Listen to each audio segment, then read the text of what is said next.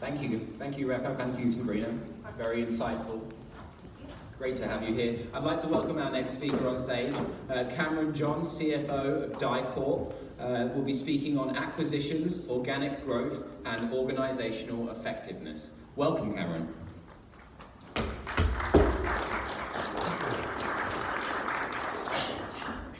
I'm very excited to be here today. Thank you. Very interesting speakers, and in fact, the session right before couldn't have been more perfectly planned. Thank you, Rafat and Sabrina. In fact, today I'm going to be talking about exactly the things they brought up, which is change is hard, and making it based on fact, not just opinion and emotion. I think the CFO can be central to as a catalyst for change in an organization. This is also what I'll be talking about today.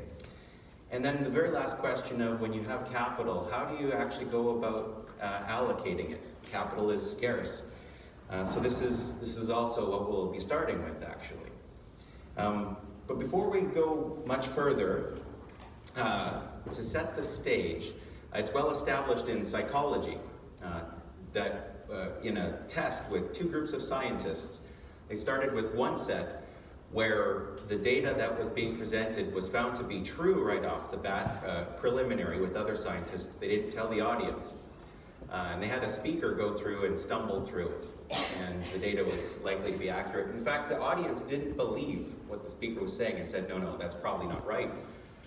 And in the second control group, they manufactured data that was completely untrue and had it presented by a slick speaker. And in fact, the audience said, oh yeah, it looks like there's merit to what he's saying. And so today I'm going to try and be slick, but not too slick. Similarly, if I stumble through some data, there's a good chance that that's probably true. Now, don't get too caught up in the slides today. You'll all get copies. And essentially, what I'm talking about here today would be rooted in value evangelism and the value attitude that CFOs are good at, and that by instilling this concept of value evangelism or belief in making value-based decisions, that will help to create value throughout the organization. So the three things I'm going to leave you with today after discussing a few strategies that likely you will have discussed with your management teams would be, first of all, defining the requisite level of uncertainty when making decisions. The second would be establishing what matters and measuring it through strong dialogue. And the last would be the only evidence of life is growth.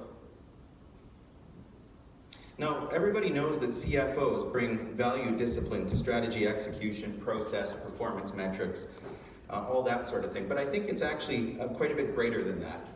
And the path I'm going to go along today here, really, we're going to start with a couple of value themes in how value is created at organizations, and often part of what the CFO is central to. Look at some of the common elements. We'll consider the CFO's role in promoting value enhancement and this value evangelism that I'm talking about. We'll take a look at some external data points and then conclude on the basics, which is really the summary that I had started out with here. But let's dive into some strategic themes to set the stage.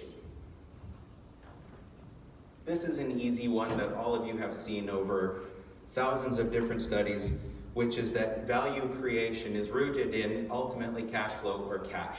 It's very easy. But as CFOs, we know it's a little bit greater than that. Are you going in with a favorable valuation right off the bat? And do you actually understand what the costs will be, both for an ERP implementation or a new digitization initiative or an acquisition? Similarly, is it short cycle versus long cycle? Are we looking at a 6-month project, or is this a 15-year project? Or the speed that you can get to cash surplus. Equity shareholders get a little antsy and often require dividends after not too long of a period of time. And then exposure.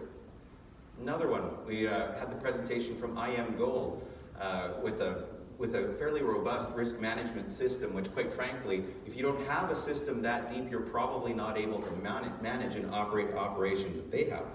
Now, ideally as a company or a private equity group, which is really what our organization is, you'll have a number of different areas that you can invest in. And what a CFO needs to do is help understand which projects are earning the right to invest in, and rank and sort the sort of ideas that our organizations are bringing to us and to the executive team for growth. And it's all underpinned with strategic themes. Now, I'm an ex-corporate finance investment banking guy, so we're going to talk about some of that as some of the strategic themes, but there were a number of strategic themes today on digital transformation and technology as well. So imagine that as part of the examples we're going to use. Let's dive into some strategic themes. This is one growth strategic theme that I'm familiar with. This was a client of mine who I had served. Great company. And what they had figured out by doing mergers and acquisitions in a programmatic fashion, they had understood the secret sauce after first IPOing and then realizing that they have something, they have operational expertise they could expand. They realized that by doing this in a certain way, they were able to capture more value than just a typical merger or acquisition.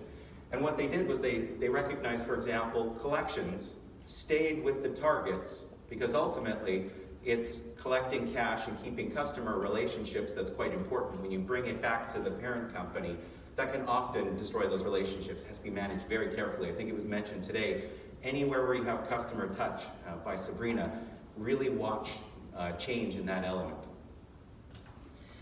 They had figured out leave accounting at the targets and in fact consolidate at the end of the day. And they realized this was important too because the level of ownership of financial performance at the targets stayed and made sense when you did it like that. So they figured out the basics on M&A in this regard.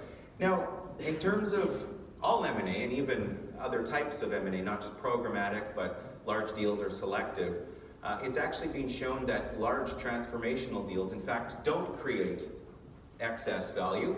The two examples I'd have there, I served a company in the biotechnology industry. We were on the sell side. It was about $1 billion deal. And in fact, I used to joke around in our old industry, we used to sell dreams to dreamers, and we had certainly sold that dream well. It was a $1 billion transaction that did not create shareholder value, and quite frankly was missing the basics. The science wasn't there in the end, it didn't come through, and the acquirer ultimately lost value. Similarly, another transaction that I was involved with was about $1 billion in value at one point. Ended up becoming a distress situation and was acquired by a public construction company. They had figured that they were going to come in, turn it around, acquire it, and create shareholder value that way. As it turns out, their share price didn't recover for almost a decade afterwards. And really, when you look at what they acquired, which was a distressed company, I have heard from turnaround advisors before that if you have a broad team of executives who understand how a company operates, and that if you can go in and figure out the business dynamics and business underpinnings, generally you're able to take that and turn it around. But when you take a business such as this turnaround, where it was a key founder who had grown their business immensely in a very, very short period of time, who was making all of the decisions, you then knew what the problem was. And as soon as he exited the business, everything fell even further. So it's not that just doing mergers, it makes sense. Again, we're coming back to this theme of, are the basics in place? Do you have governance? Do you have executives who understand what the strategy is and what execution will look like? This slide is from derived from a board presentation on an M&A strategy that I delivered about 10 years ago. And interestingly enough, this company had struggled with creating corporate shareholder value. Their share price had languished and their performance wasn't that stellar. What we ended up taking from here, and really most of the value creation opportunities that we're discussing today in terms of digitization or process enhancement or process improvement, could fall within any of those verticals of creating shareholder value. And that's exactly what they took from it. They decided not to go on an M&A spree. They decided to retrench, sell, and divest underperforming business units, enhance management capacity, and ended up turning around their business organically through applying these basics. Interestingly enough, one of the things they did was performance management. I think Sabrina had mentioned on it. They ended up pointing out 2 different managers where they needed to see an improvement. They tracked it in 12 months, they tracked it in 24 months, they tracked it in 36 months, they measured the KPI, and they drove it down through the organization. And that's how they were able to create shareholder value through just organic means. Now, this one's an interesting one because we're going to justify growth through maybe not necessarily synergies, which actually, just one last comment on this. At lunch, I was discussing with one of the active acquirers in the room. If you're about to go and do mergers and acquisitions because of synergies, that you're trying to cut the cost of, say, 5 clerks on a combined company down to 4, you're probably not doing it right. That's probably not the reason. There has to be a strategic rationale. And this next slide is the strategic rationale that I've seen. Now, in speaking with private equity groups, and we're a private company, 60-year-old company that has multiple business units, multiple lines across a number of geographies. When you speak with people who are more founder entrepreneurial oriented, and you talk about things like buying off-balance sheet items, the assembled workforce, relationships, IP, that sort of thing, they will often say, well, why would I do that? I could just go hire more people, and I can grow a little faster this way. I can invest more in R&D. Chances are, if you're a mid-market or smaller type company and you don't actually have those in-house, there's part of management practices that you need to take a look at. Alternatively, Warren Buffett doesn't mind paying for goodwill. He says it's one of those assets that never amortizes, never depreciates, and if you treat it well, it will continue to keep creating value more and more and more. I have seen this work, particularly in financial services, where I assisted an organization get into a broader line, and they decided to do this as a platform rather than start up on their own. So it can, in fact, happen. Now, this one is an interesting slide on another strategic growth theme. We use this in our organization, and the examples I'm going to use would be our 2 most recent acquisitions in the last 6 years. So as a management team, when we're talking through the actions that we're going to take, this will be the summarized version. We had expanded from our core business in oil and gas into mining and resources in the US.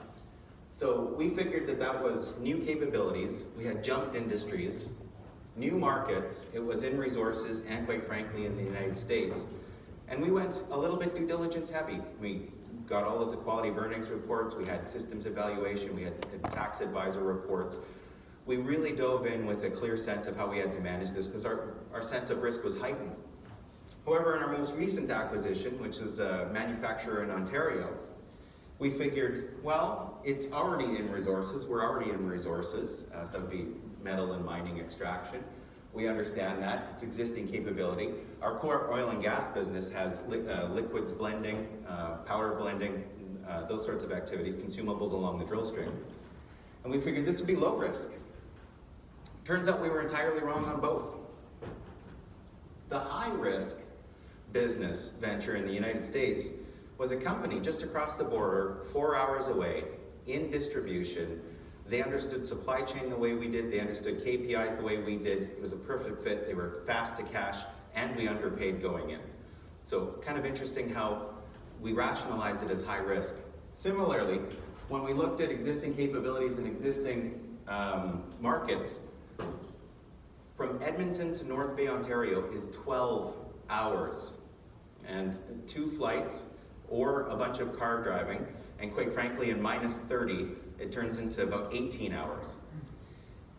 Great people, very different mindset. Metal manufacturing is totally different than liquids blending. Different KPIs, different supply chain, different approach, different hours of operation, very different. So we went in, low due diligence, low thoughts of risk, realizing after we'd done the deal that we needed to double down and figure out how this works. So far, the common theme on all of the slides has been doing the basics well. We figured we did. Of course, this slide is interesting because you can rationalize any acquisition with this slide. As I have just showed you, we rationalized both of ours and ended up realizing that it was a little bit different than we had thought. So if we're talking about the roots of doing things well, doing strategy well, and the basics. Here's a basic strategic development framework. I have seen this used at about a dozen organizations, including our own.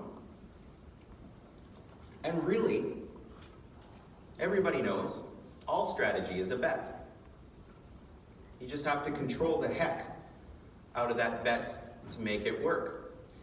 And process diagrams like this is one of the areas of value discipline or value evangelism, I think, where finance can really help an organization, because everybody in this room knows that projects that are well started out by understanding your business imperatives lead to better outcomes at the end.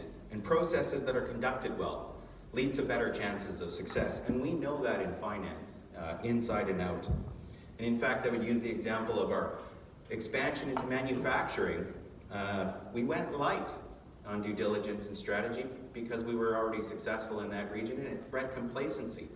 So it seems like there's this theme of truly understanding our business, understanding what it is that our strategic themes are and why we're making the moves we are in terms of basics. So if I were to cherry pick who I think has done the basics well, and ultimately how the CFO's role fits in, I stole this from Blueprint to a Billion, and yes, I did mean the pun, high growth markets with Aurora. They are in an extremely high growth market. I'm sure if all of us could turn back time 3 years, we would have quadrupled down, remortgaged our houses, and bought shares at the right time. I have seen that as well. The oil sands at certain times in Alberta has had $32 billion a year invested in a region that I think is roughly GTA plus 200 kilometers.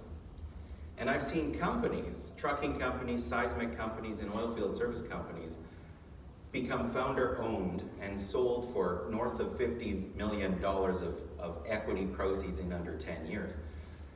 I've also seen the reverse happen. Today, of course, energy isn't doing so well in Canada. And quite frankly, I think the latest estimates are that oil sands investments are dropping from about $32 billion at their peak to about $9 billion this year. And so folks who are operating in these markets, watch out, understand from a proper strategic process what goes up sometimes can come down. And then that's one area that if you can figure it out properly through proper strategy, it can serve you quite well. And the next one will be breakthrough customer-driven value proposition. And this one, I've served about 50 companies on mergers and acquisitions transactions, and quite frankly, this is probably the toughest one to get well. Having your strategy done right and understanding exactly how, like in Uber's case, a 9-year-old company that I think was just valued at $15 billion, they have figured out, from what I understand, a breakthrough, a critical breakthrough customer value proposition that was able to disrupt the market. Now, all of the themes so far relate through to doing the basics well on strategic planning and understanding what areas in our business that we can dialogue with our business partners, with divisional presidents, with country heads, and understand and help the executive management team understand this well. Now, we all know that the CEO's role is to set the strategy and that it's the board's role to vet it. What's the CFO's role, and how do we create higher performance and value for the organization? And this is the part I think Rafat was alluding to. How do we instill value evangelism? Really is what I'm asking the question about. These are 3 basics that I've been using and that I've seen others used and that I've been coached on by other CFOs when I left advisory and investment banking and came into industry. And here they are. And if there's one technical slide that I'd leave with you today, it would be this slide. Because just thinking about long-term strategy, risk, and value growth is not enough.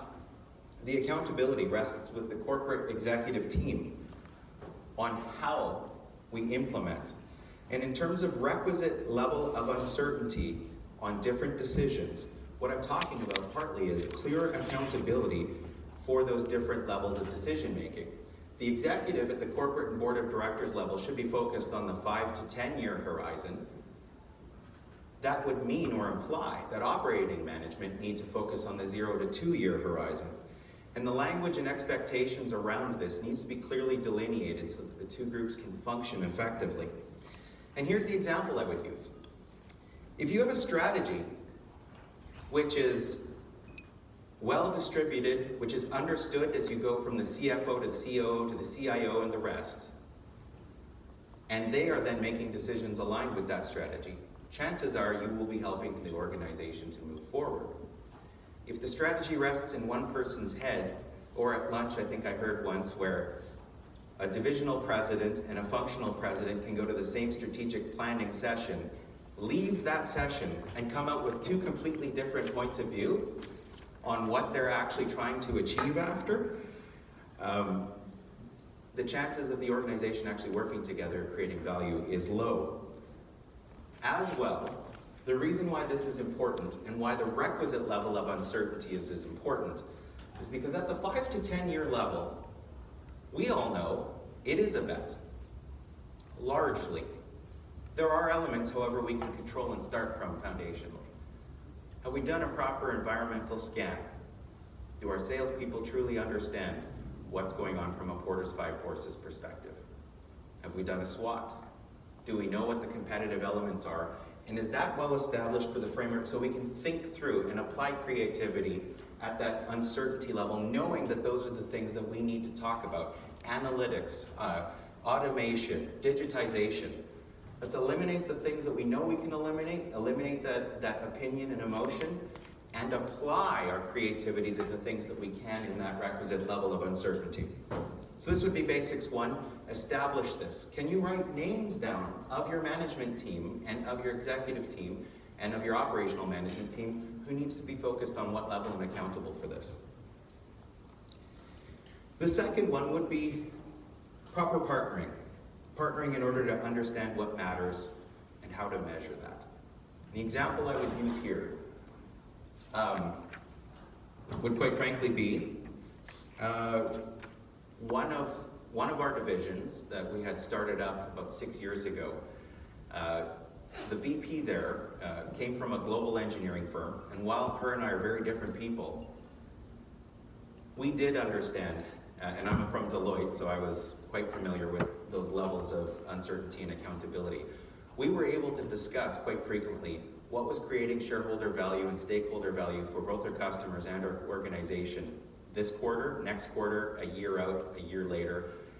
And when she would leave those sessions and when I would leave, we would both make operational decisions, me in finance and her in her business unit, that were aligned. We didn't actually need to talk with each other because we were on the same page.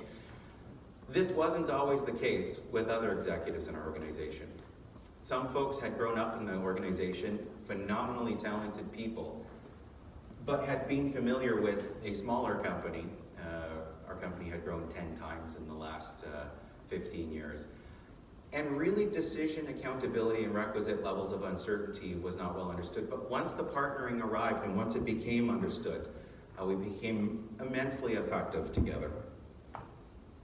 And I'm going to explore this partnering concept and a CFO's role in effectiveness and creating value on strategy here in two different ways. The first one will be we're CFOs and finance people, so process and charts, and here would be a nice technical graph.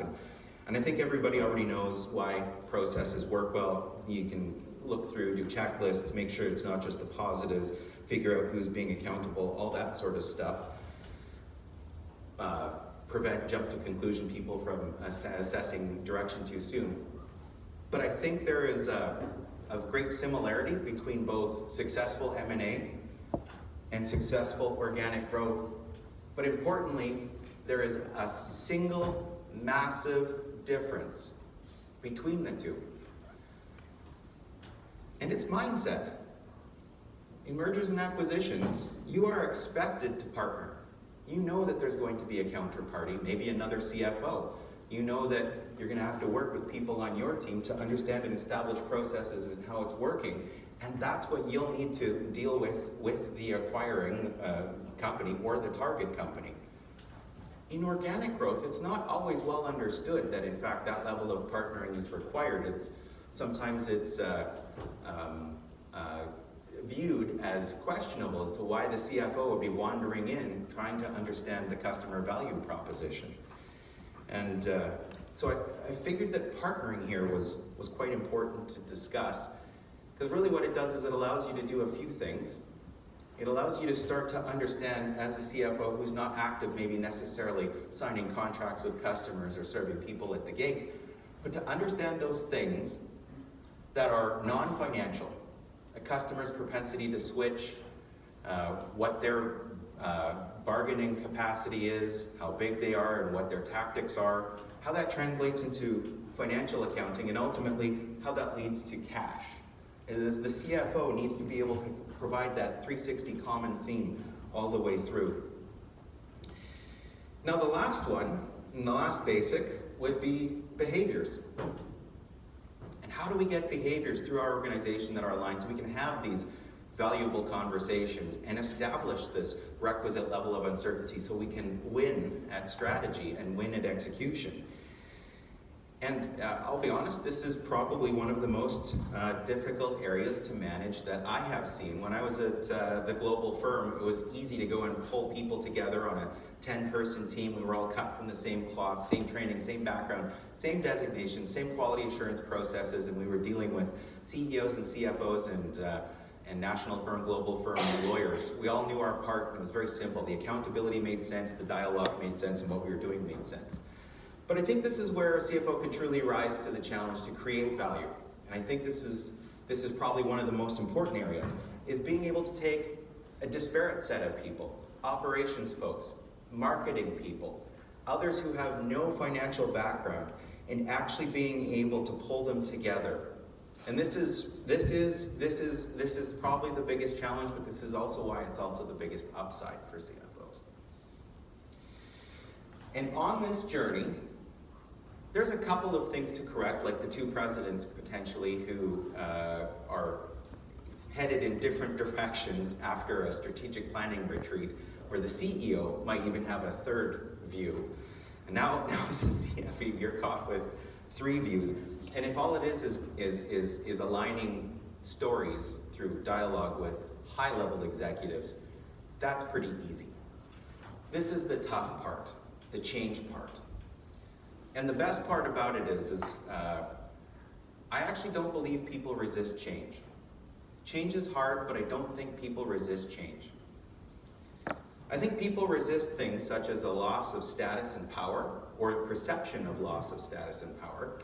And if you actually talk to somebody and say, here's the requisite level of uncertainty, and here's what we need to establish, and as soon as they come back to the discussion with, well, this is what I know, and don't you trust my industry experience, that could be perceived as a change in status or power, which again is why it's so important to establish what is the starting point and what level of decision are we making.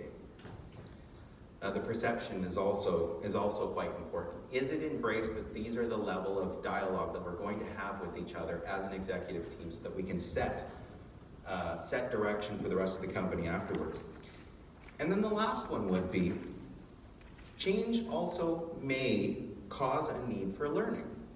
If new processes are being implemented, if new concepts are being implemented, if what we're looking at for digitization is going to change, need a change in mindset, both at the CFO level and at our partners, our business partners level, this also needs to be addressed to effectively advance an organization towards higher performance so that we can create shareholder value as CFOs, or help the organization create shareholder value.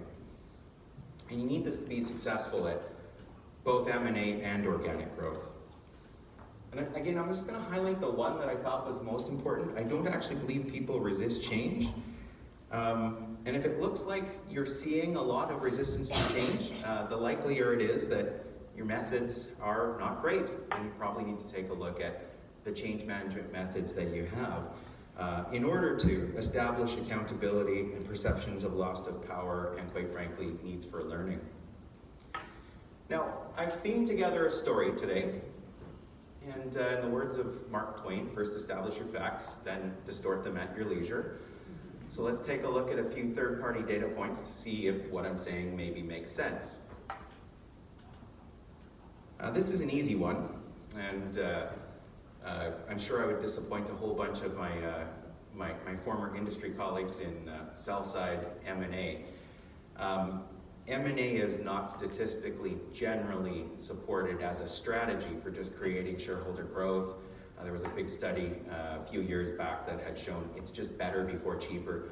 And thematically, this is what we've been talking about all day, understanding the underpinnings of the business strategy, why the operations are working the way they are, and being effective as a CFO at helping to create value. But let's continue along. What about those difficult to acquire assets? That company that already does work in that market or already has certain technologies. Again, the data isn't generally supportive that you're buying a unique flower or something special, some secret sauce, and integrating it into your company. In fact, in every deal that I've ever seen, there's always been a strategic rationale and always a forecast that was going to show, and quite frankly, strategic growth initiative that was going to show was going to create value. And yet we all know that massive $100 million ERP implementations can go sideways, and acquisitions can also fail. So it's not just necessarily one or the other, is the theme that's starting to emerge. Interestingly enough as well, The Economist has done studies on successful acquirers. And it's interesting, they bring it back to how low achievers undervalue the importance of strategy and over-relied on their CEOs to make a call. And this goes back to the earlier comment. If you have a distributed strategy and you can actually understand how to act within the company and drive deal execution through the rest of the executives and the management team, chances are for success much higher on M&A. Interestingly enough, this is exactly the same. The study could probably be crossed out and put organic growth, or crossed out and put digitization, or crossed out and put finance transformation. The strategy actually needs to be understood clearly across the entire executive and who's making those decisions. And then finally, and this would be the one that I think is most important, Google just came out last year with what they believe has caused for their value to be accumulated in the way it has been. And simply, they have said, we could be in automotive part manufacturing, we could be in oil and gas. We have management processes figured out. We know how to have good conversations. We know how to have good meetings. We understand strategy development. We understand people development.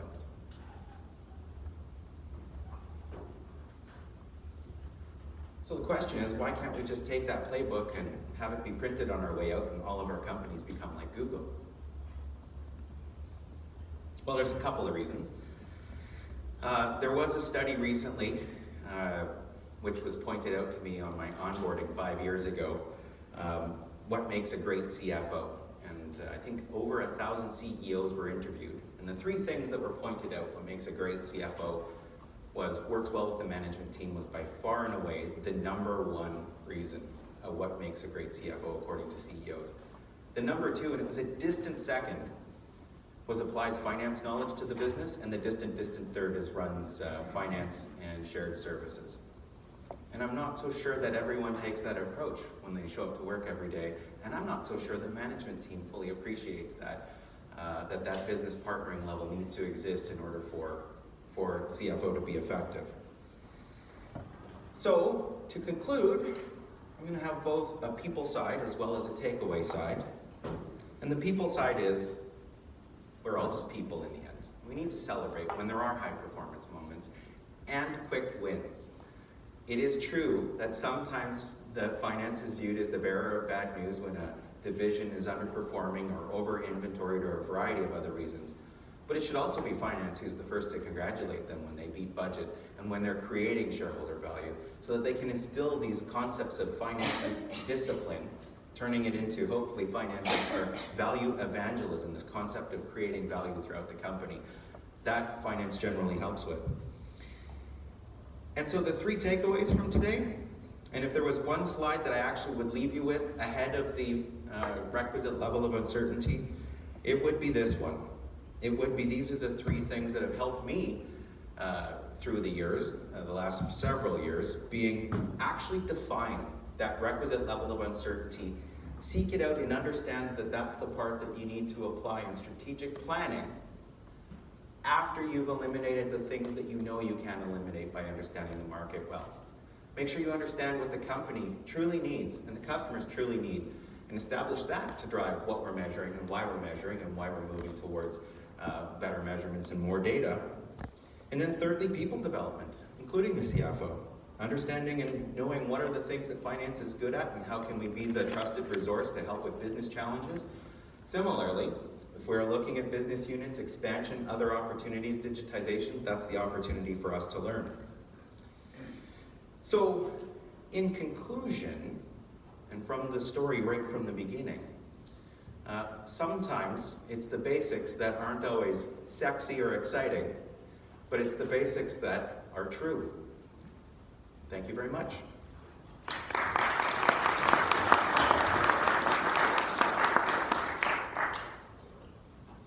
And I'm at 0. If anybody had a question, I'd be glad to take it.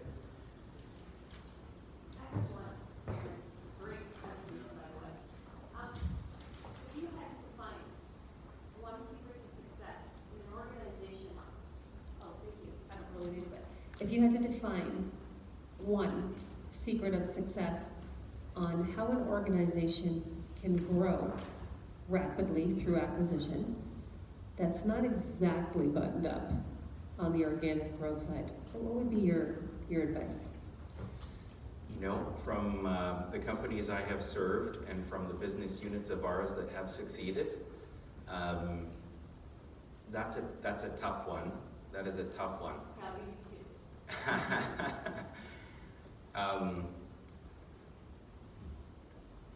I started with accountability because we're a CFO group too, and that requisite level of uncertainty. But I would say actually really good dialogue and understanding, because that's where trust gets established. And when a management team can actually have the dialogue, you might actually not have that level of uncertainty or accountability fully nailed, but the trust can compensate for that from what I've seen. So very strong dialogue throughout the organization, such that the CFO is viewed as a trusted business partner who gets what's going on. So when the CFO puts it like okay, growth is important but not at all costs. It's not just a go away. Correct. It's an invitation to have a discussion. It's a how can we help you? It's a if that's the theory you have on that business unit, how do we help you analyze it properly? How do we empower you to make sure you make the right decisions? How do we help you to understand what drivers you need to be achieved through the course of the project so that you can drive those down and we can measure that to your staff out in the business and in the operations. So I'd say that's probably, from what I've seen, very important for creating shareholder value as a CFO. All right, thank you very much.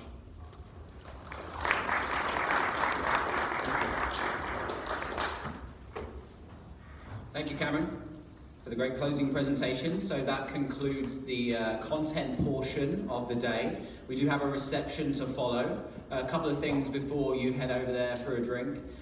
Please remember to sign out at the registration desk if you would like to receive your CPE credits. Secondly, remember to drop off your feedback form at the front desk as well, if you could. It really helps us with developing the content at future events as well. That'd be very helpful for us as an organizer. And finally, we do recycle your name badges. We're very eco-friendly at Argyle, so if you could